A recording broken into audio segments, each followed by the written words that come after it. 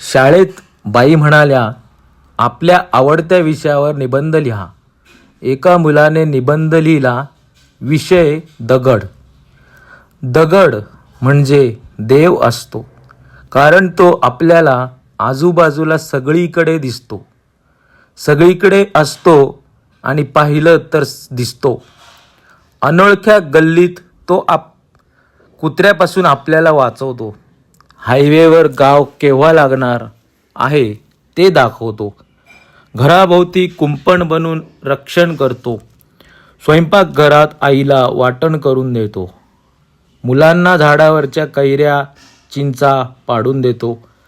कधीतरी आपल्याच डोक्यावर बसून भळाभळा रक्त काढतो आणि आपल्या शत्रूची जाणीव करून देतो. माथे फिरू तरुणांच्या हाती लागला तर काचा फोडून त्यांचा राग शांत करतो. रस्त्यावरच्या मजुराचं पोट सांभाळण्यासाठी स्वतःला फोडून घेतो. शिल्पकाराच्या मनातलं सौंदर्य साकार करण्यासाठी छिन्नीचे घाव सहन करतो आणि त्याच दगडातनं सुंदर शिल्प मूर्ती बनवतो. शेतकऱ्याला झाडाखाली क्षणभर विसावा देतो. बालपणी स्टंप, ठिकऱ्या, लगोरी अशी अनेक रूपं घेऊन आपल्याशी खेळतो. सतत आपल्या मदतीला धावून येतो, अगदी देवासारखा.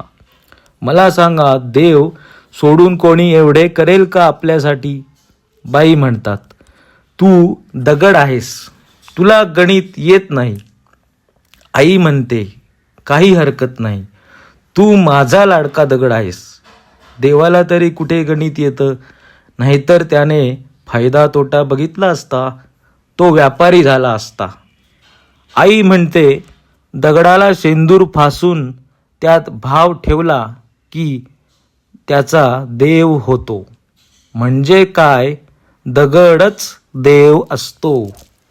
आणि निबंधाला चक्क बाईंकडून पहिल्या क्रमांकाचे पारितोषिक देखील मिळाले.